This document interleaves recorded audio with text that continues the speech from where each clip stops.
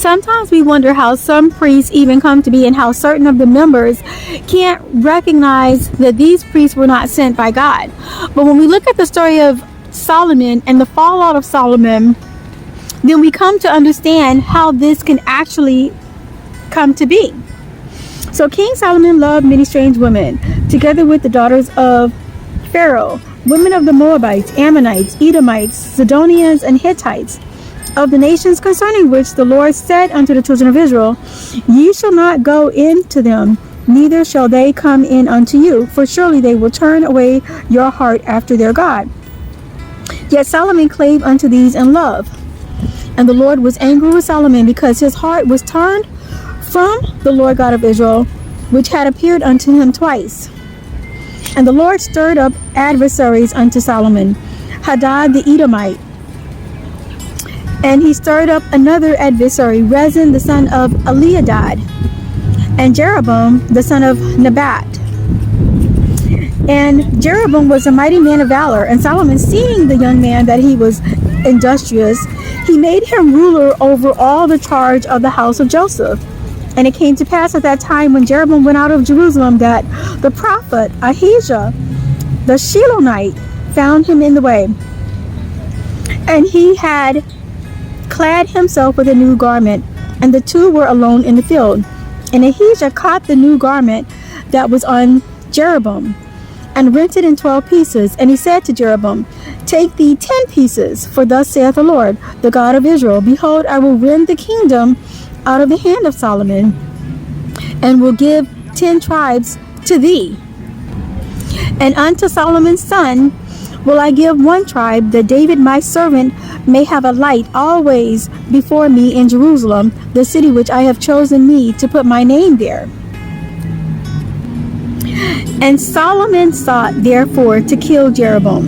And Jeroboam arose and fled into Egypt unto Shishak king of Egypt, and was in Egypt until the death of Solomon. And the rest of the acts of Solomon, and all that he did, and his wisdom, are written in the book of the acts of Solomon.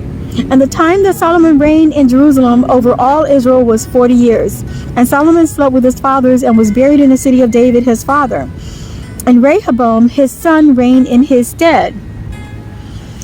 So Rehoboam went to Shechem, for all Israel were come to Shechem to make him king.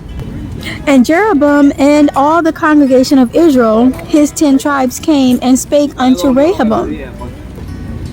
And they said, Thy father made our yoke grievous. Now therefore make thou the grievous service of thy father, and his heavy yoke which he put upon us lighter, and we will serve thee. So Rehoboam, he consulted with the old men which were with his father Solomon.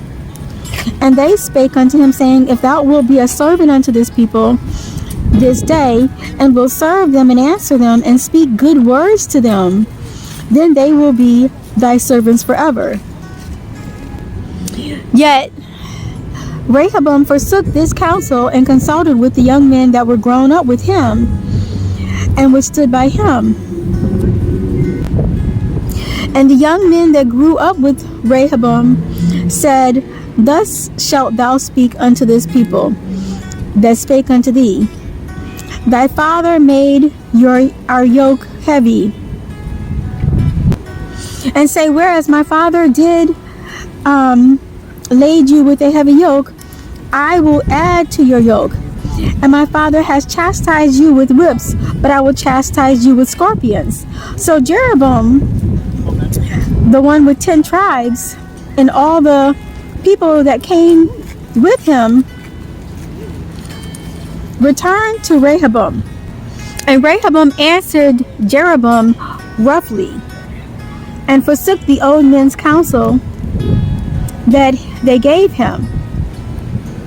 So therefore, Jeroboam, the one who had 10 tribes, he fled from Rehoboam. And Jeroboam built Shechem in Mount Ephraim, and dwelt therein, and went out from thence and built Penuel.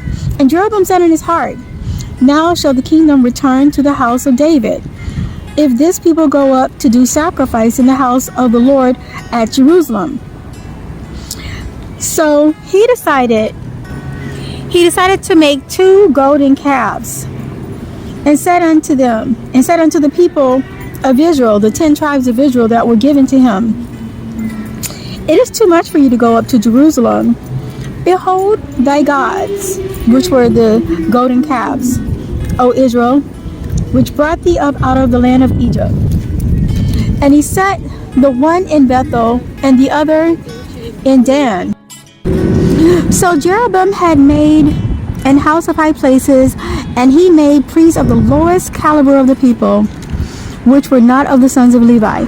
And Jeroboam ordained a feast in the 8th month. He created a feast in the 8th month on the 15th day of the month, like unto the feast that is in Judah. And he offered unto the altar. So did he in Bethel, sacrificing unto the golden calves that he made. And he placed in Bethel the priests of the high places which he had made. So Jeroboam, he had a chance to do the right thing by God, because God told him that if he was to keep his statutes and commandments, that God would keep his kingdom in place. But Jeroboam had fear in his heart, and he said in his heart that if the 10 tribes of Israel were to go up to Jerusalem to serve the true God, that they would turn against him and kill him. This is not what God told Jeroboam, but this is the lie that Jeroboam told himself. Now, if Jeroboam was to actually have kept the statutes and commandments of God, then Jeroboam would have kept his kingdom. But it says that Jeroboam returned not from his evil way, but made again the lowest of the caliber of people priests of the high places. Whosoever would, he consecrated him, and he became one of the priests of the high places. And this thing became a sin unto the house of Jeroboam, even to cut it off and to destroy it from off the face of the earth. So this thing became a sin. God was angry with Jeroboam, because Jeroboam was worse than Solomon. And he had the opportunity. This was a blessing that was handed to him because of the sin of Solomon. But yet Jeroboam decided he was going to be worse than Solomon. And this thing became a sin unto the house of Jeroboam, even to cut it off and to destroy it from the face of the earth. So that's why when we see certain priests and we say, there's no way these can be appointed by God.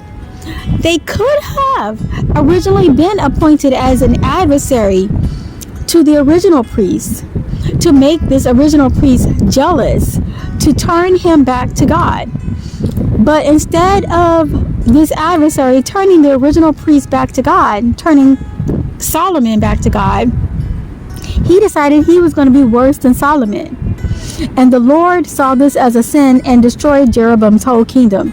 So when we see certain priests with all their gold, with all their fancy cars and their fancy clothes and their houses, and they're constantly saying these prosperity messages and constantly trying to gouge the money from the people, when we see these things happening and they act like rappers and their messages are very rhymy and very rhythmic, and they're putting together scriptures and they're huffing and puffing and talking in these rapping like ways, and we look at them and we say, how can these members not see that these people are not appointed by God? They could be under a delusion, or they just don't want to serve the true God. It's pleasing to their flesh.